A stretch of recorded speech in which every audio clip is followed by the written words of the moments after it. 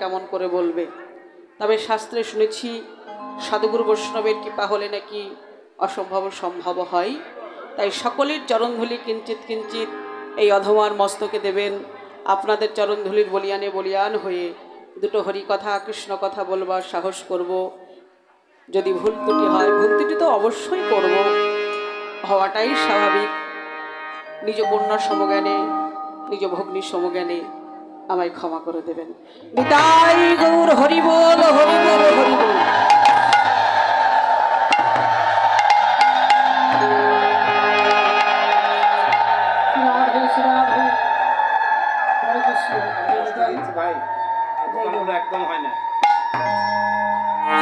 জনিতাই, তাহলে এখনকার আলোচ্য বিষয়বস্তু হচ্ছে আমার শ্রীমতী প্রেমময়ী রাধা ঠাকুরানী, আমার প্রাণবল্লভ গোবিন্দের মধ্যাহ্নকালীন লীলা, সূর্য পূজা লীলা। তবে চলুন আগে আমরা তদ্ভাবাচিত গৌরচন্দ্রিকা আস্বাদন করব, তারপর আমরা ব্রজলীলা ধীরে ধীরে প্রবেশ করব।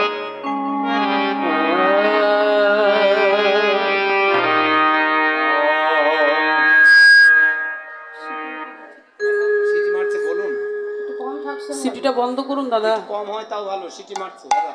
আমাদের এগুলো তো নাই একদম। তারপরে মেইন ভোকা থেকে সিটি মারলে ভালো লাগে।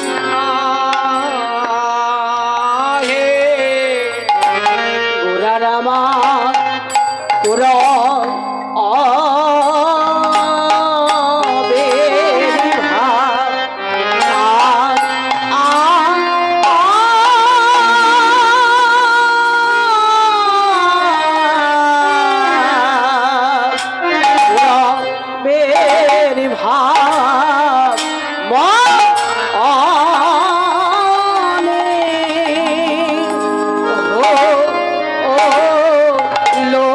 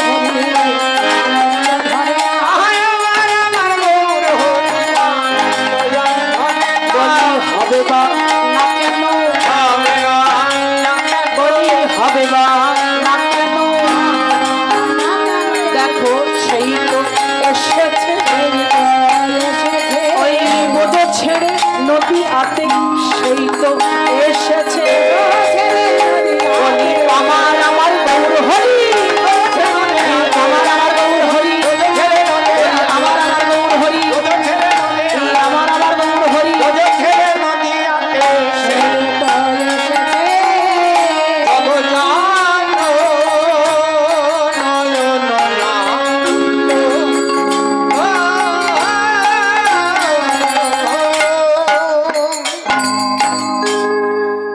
জানি তাই হেমশায়ী অতিগোরা সুমধুর হাস্যথোড়া জগজন নয়ন আনন্দ। কি বলছেন? হেমশায়ী অতিগোরা। হেম শব্দে কি গো মা?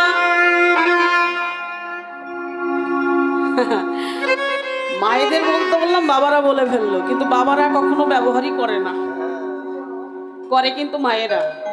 কিন্তু মায়েদের জিজ্ঞাসা করতে গেলে না একটু ভাবনা চিন্তায় পড়ে যায়, বলে কীর্তনী আবার কি বলছে গো, তাই না? বলে যেটা নিয়ে বাবা আমরা প্রত্যেক দিন ঝগড়া টগড়া করে থাকি, আমাকে দিতেই হবে। ওটা মেয়েরা করে করে না? একটা গয়না বানাতে গেলে বাবারা একটু অতি সহজে দিতে চায় না, বলে টাকাটা নষ্ট করে কি লাভ, থাক না, অন্য কাজে লাগে। আর মায়েরা বলেন আমার এখনই দরকার, তাই না? তাই কি বলছেন? হেমশায়ী অতিগোরা সুমধুর হাস্যথোড়া জগজন নয়ন আনন্দ।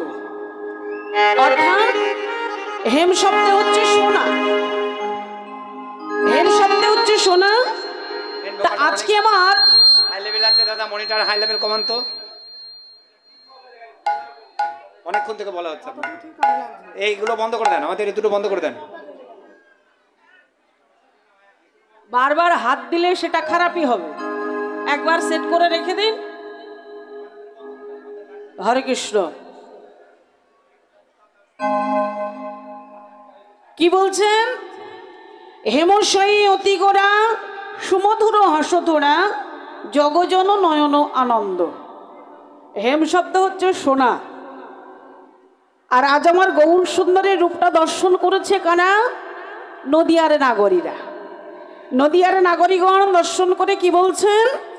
হেমশায়ী অতিগোরা, সোনার থেকে অতীব সুন্দর হচ্ছে আমার গৌর সুন্দর। বলে হবে বা না কেন? হবে বা না কেন?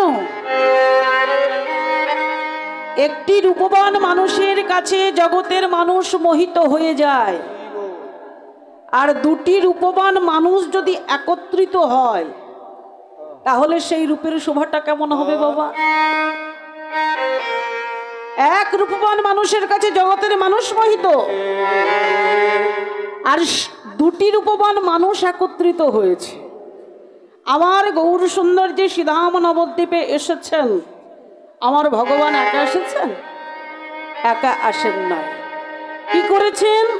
দুটি তনু মিশ্রিত হয়ে রাধা কৃষ্ণ প্রণয় বিকৃতি হুলাদিনী শক্তির স্মার্ট দেখ আত্মা ভূপি ভূপি পুরা দেহ ভেদাং গত চৈতন্যক্ষম প্রকটমধুনা তদৈচ কমপ্তম রাধা ভাবি দূতি সুবলিতম নমি কৃষ্ণ। কি বললেন? এর বাংলা অর্থ হচ্ছে রাধা কৃষ্ণ একই আত্মা, দুটি দেহ ধরি অনন্য বিলাসী রস আস্বাদন করি, সেই দুই রস এবে চৈতন্য গোসাই ভাব রস আস্বাদিতে দোহে হইল একোঠায়। হরিবল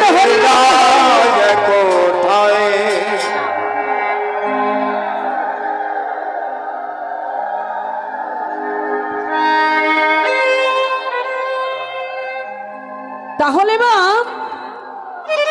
আমার ভগবান আমার গৌর সুন্দর দুটি রূপবান মানুষ একত্রিত হয়ে এসেছেন। আর নদিয়ার নাগরিকগণ আজকে দর্শন করে বলছে, নাগরিক ভালো করে চেয়ে দেখো, আজ আমার গৌর সুন্দরের কি অপরূপ শোভা হয়েছে। সোনাকেও হার মানাচ্ছে। আর একজন বৈষ্ণব কবি বলছে, হার মানাবে না? যেই দিন আমার গৌর সুন্দর সিধাম নবদ্বীপে অবতীর্ণ হলো মা, সেই দিন ছিল 1407 শতাব্দী ফাল্গুনী পূর্ণিমা তিথিতে, সিংহ রাশিতে, সিংহ লগ্নে, ঠিক 6:55 আমার মহাপ্রভু শ্রীধাম নবদ্বীপে অবতীর্ণ হলেন।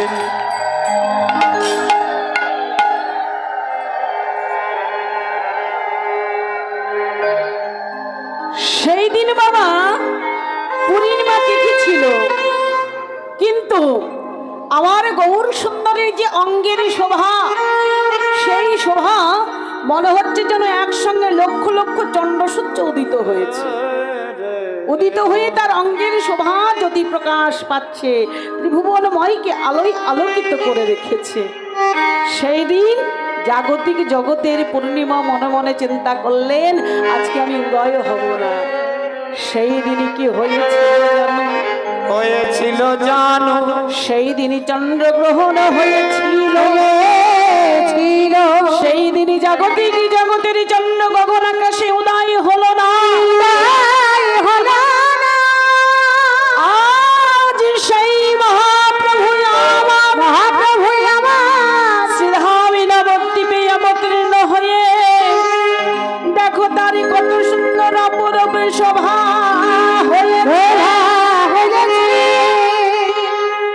এটা বাড়াতে হবে, শোভা হয়েছে।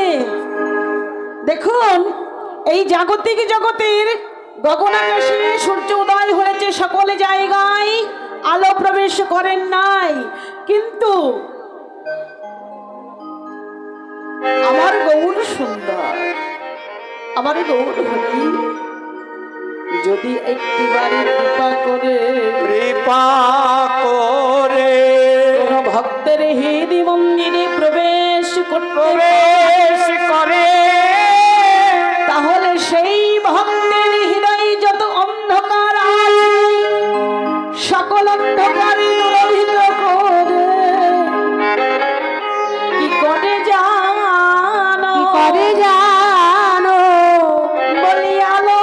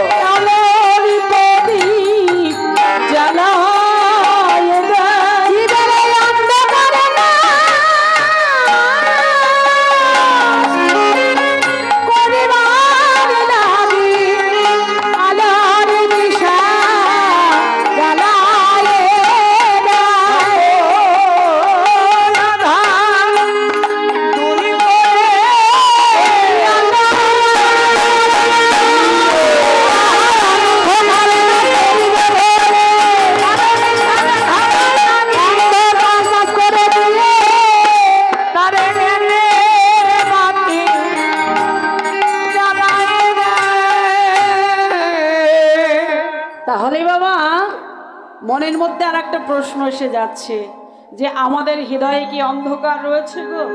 কীর্তনিয়া কি বলছো তুমি? আমাদের হৃদয়ে কেন অন্ধকার থাকবে? মনের মধ্যে একটা প্রশ্ন আসছে না বাবা? বলে অন্ধকার আছে গো, আছে। অন্ধকারে এমন ভাবে আবদ্ধ হয়ে আছে, সেখানে বাবা আলোর প্রদীপটা আমরা কেউ জ্বালাতে পারছি না। এই হৃদয়ের মধ্যে বাবা 6খানা ডাকাত বাস করছে গো। এই ডাকাতগুলো আমাদের কথা শোনে না, এদেরকে আমরা বশীভূত করতে পারি না।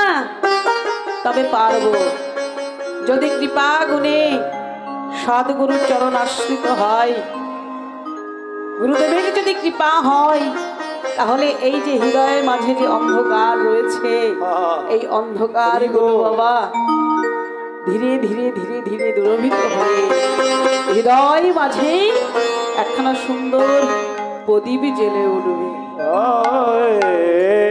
তাই আজ দেখুন আমার যে গৌর সুন্দরীর শোভা, সেই শোভাটি দর্শন করে কি বলছে,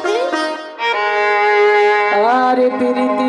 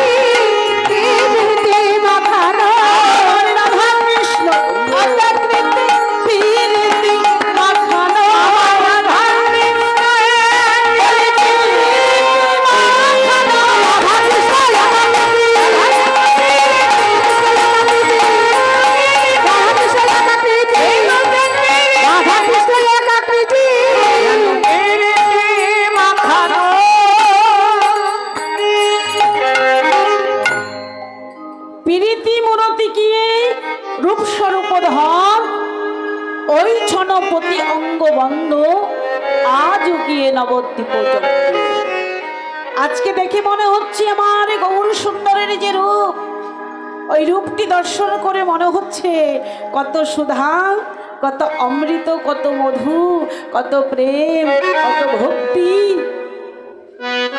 দিয়ে মূর্তিখানা তৈরি করা হয়েছে। ওই মূর্তিটা দর্শন করে বলছে, প্রভু তোমার যে মূর্তি, এই মূর্তিতে সকলের ভক্তি দর্শন হয় না গো। তবে প্রভু আমি যে তোমার মূর্তিটা দর্শন করলাম, এই মূর্তিটা দর্শন করে মনে হচ্ছে যেন আমি যেন কত ভাগ্য করেছিলাম, তাই এত সুন্দর অপরূপ মূর্তিটা আমার দর্শন হলো। প্রভু তুমি দর্শনে যখন দিলে, তুমি যখনই কৃপা করলে, আর তোমার মূর্তিটা আমার ভালো করে দর্শন করতে দাও। নাগরী নয়নী জলে মুখ ভাসিয়ে কাঁদছে আর বলছে, হলো না গো, এই জন্মে কিচ্ছু হলো না, না পারলাম তোমার সাধন ভজন করতে, না পারলাম তোমাকে ভালোবাসতে, না পারলাম তোমার চরণকে আশ্রয় করতে। এমন ভাবে নয়ন জলে মুখ ভাসিয়ে কাঁদছে আর বলছে, প্রভু তোমার ওই মূর্তি দর্শন করে আমার আর কি মনে হচ্ছে জানো প্রভু, এই জন্মে কি হলো, এই জন্মে কিচ্ছু হলো না, এইভাবে এলাম আর বাবা চলে যাব, যাওয়ার সময়ও হয়ে গেল, কিন্তু গৌর ভজন হলো না, সাধন হলো না। আজকে দেখুন যিনি সর্ব ঐশ্বর্যপূর্ণ ভগবান, অনন্ত কোটি বিশ্ব ব্রহ্মাণ্ডের মালিক, আজকে তিনি শ্রীধাম নবদ্বীপে অবতীর্ণ হয়েছেন। কোথায়? সচিগর্ভ সন্ন্য মাঝে হরিরূপ চন্দ্র আমার অবতীর্ণ হলেন। যিনি সর্বৈশ্বর্যপূর্ণ ভগবান, যার কোনো অভাবে নেই, যার কোনো কোনো কিছুর প্রয়োজনও নেই, কোনো অভাবও নেই, প্রয়োজন নেই। তবে দুটি প্রয়োজন আছে। কি প্রয়োজন? তিনি দুটি কারণের জন্য সিধামনা নবদ্বীপে এলেন। একটি কারণ হচ্ছে বাবা, এই আমাদের মতো কলির হতভাগ্য জীব, এই হতভাগ্য জীবকে হরিনামে প্রেমে উদ্ধার করবেন। আর একটি কারণ হচ্ছে আমার প্রেমময়ী রাধা ঠাকুরানীর প্রেমের ঋণ শোধ করবেন। বললেন, হে প্রেমময়ী রাধে, আমি তো যুগ যুগ ধরে তোমার সঙ্গে প্রেমই করলাম, কিন্তু প্রেম করে তোমার প্রেমের ঋণ শোধ করতে পারলাম না। তবে যখন আমি নদিয়ায় যাব, তোমার প্রেমের ডালি আমি মাথায় লব, তোমার প্রেমের ডালি আমি মাথায় লয়ে ওই নদিয়ার দারে দারে গিয়ে আমি কি করব জানো রাধে, ওগো রাধে বিনোদিনী, তোমার প্রেমের ডালি আমি মাথায় লব, আর তোমার প্রেমের ডালি আমি মাথায় লয়ে রাধে গো, রাধে দারে দারে প্রেম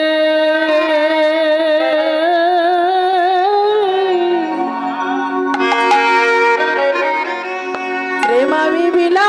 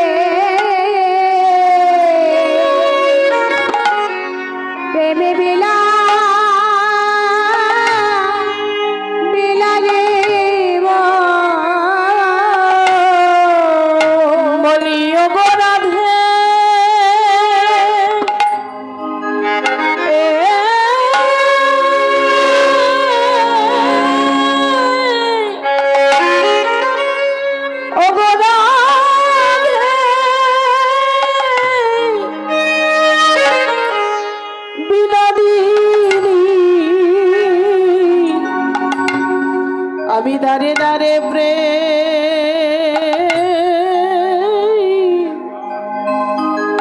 আমি বিলা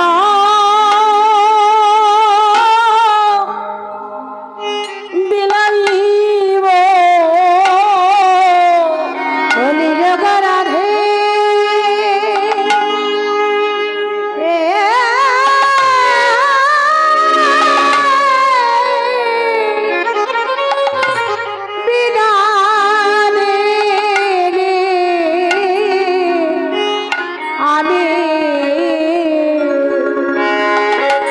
জীবের দারে দারে দারে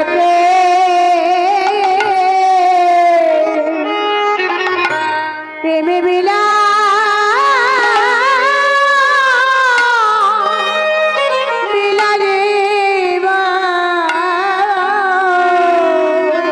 রাধাকে বলছে, রাধে গো, আমি যখনই নদিয়ায় যাব তোমার প্রেমের ডালি আমি মাথায় লব, মাথায় লই আমি প্রত্যেকটা জীবেরই দাঁড়ে দাঁড়ে হরিনামে প্রচার করব। দেখুন, এই যে আমার ভগবান যুগ যুগ ধরে প্রেমই করে রাধারানীকে এই কথাটি কখন বলছে জানো? রাধা গোবিন্দ আর একদিন দুজনে শয়ন করে আছে। শয়নে থাকতে থাকতে গোবিন্দবর মনে মনে চিন্তা করলেন, আমি দাপর যুগের লীলা শেষ করে আমি যখন কলিযুগে অবতীর্ণ হব, আমি সেই স্বরূপটা আমি আমার প্রেমময়ী রাধারানীকে দেখাবো। আমার রাধারানীকে না দেখালে রাধারানী চিনবে কি করে যে আমি কোন স্বরূপে নদিয়ায় যাব? দুজনেই বাবা শয়নে আছেন, সখীগণ চারিপাশে রিবিরি করে বসে আছে। শয়নে থাকতে থাকতে নিশির শেষ ভাগে রাধারানী আমার স্বপ্ন দেখে চিৎকার করে উঠছে। কি স্বপ্ন দেখছে?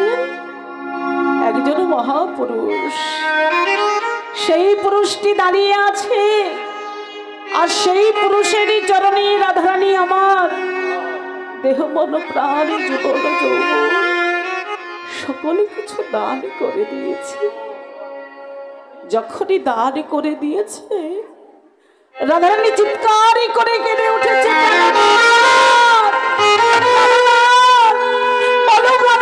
আমি একই স্বপ্ন দেখলাম। একজন পরপুরুষ, একজন মহাপুরুষ, সে আমার সম্মুখে এসে দাঁড়িয়েছে। আর শুধু দাঁড়িয়েছে তা নয়, সেই পুরুষটিকে দর্শন করে আমার দেহ মন প্রাণ জীবন যৌবন আমি সকলে কিছু ওই পুরুষের দিয়েছি। প্রাণনাথ, আমি গুরুজনের মুখে শুনেছি, যদি কোন সতী রমণী পুরুষের স্বপ্ন দেখে তাহলে সে নাকি ব্যভিচারিণী হয়ে যায়। আর আমি তো সেই স্বপ্ন দেখি নাই, আমার দেহ মন প্রাণ সকলে কিছু আমি বলবো। প্রাণনাথ, আমি কি ব্যভিচারিণী হয়ে গেলাম? আমি কি কলঙ্কিনী হয়ে গেলাম? প্রাণনাথ, আমি যে আমার বলে কিছু ধরে রাখতে পারলাম না গো। রাধারানী কাঁদছে, রাধারানীর নয়ন চরণ গোবিন্দের চরণে পড়ছে, আর গোবিন্দ আমার মৃদু মৃদু বলছে। সখীরা বলছে, প্রাণনাথ তুমি দেখতে পাচ্ছ আমাদের রাধারানী কান্না করছে, আর তুমি কিনা হাসছো। বলি, তুমি এত নিষ্ঠুর গো? তোমার হৃদয়ে কি কোনো মায়া নেই গো? তোমার হৃদয়ে কোনো দয়া নেই গো? তুমি হাসছো। গোবিন্দ বলছে, সখীগণ, তোমার রাধারানী কাঁদছে, আমি হাসছি। তবে জানো তো, তোমাদের রাধারানী কাঁদছে বলে আমি হাসছি না, তোমাদের রাধারানী যে কারণটা ভেবে কান্না করছে সেই কারণটা ভেবে আমি হাসছি।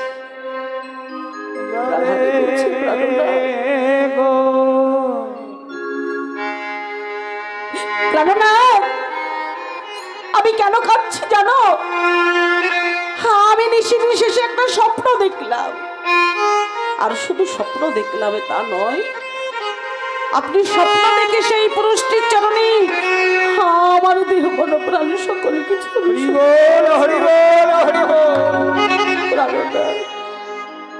আমি যে তোমার, আমি তো অন্য কারো হতে পারি না, তবে কেন আজ কেন আমি আমারই স্বপ্ন দেখলাম? দেখি আমি ওই পুরুষের চরণে আমি নিজেকে নিবেদন করে দিলাম। গোবিন্দ বলছে, রাধে তুমি কেঁদো না, তুমি বলো তুমি কি স্বপ্ন দেখেছো, আর তুমি যে পুরুষের স্বপ্ন দেখেছো সেই পুরুষটি দেখতে কেমন আমার কাছে বলো। রাধারানী বলছে, প্রাণনাথ সেই পুরুষটি দেখতে কেমন জানো প্রাণনাথ? সেই পুরুষটি হচ্ছে অজান লম্বিত ভুজ, লম্বিত কনকা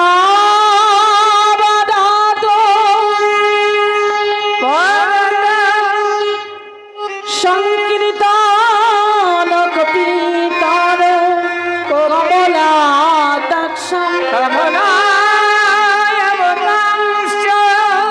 বিশ্বমি ভরতি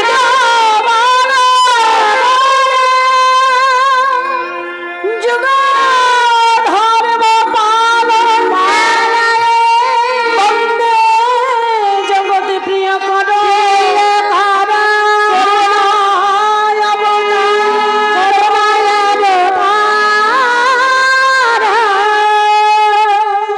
পুরুষটি হচ্ছে অজান লম্বিত ভুজ, একজন মহাপুরুষ।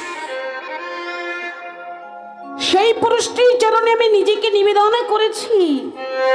গোবিন্দ বলছে, রাধে গো, ওই পুরুষটি তো অন্য কেউ নয়, ওই পুরুষটি হচ্ছে আমি। রাধারানী যখন এই কথা জিজ্ঞাসা করেছে, গোবিন্দ যখন বলছে আমি, রাধারানী বলছে, প্রাণনাথ, তুমি যদি ওই পুরুষটি হবে তাহলে কোথায় গেল প্রাণনাথ?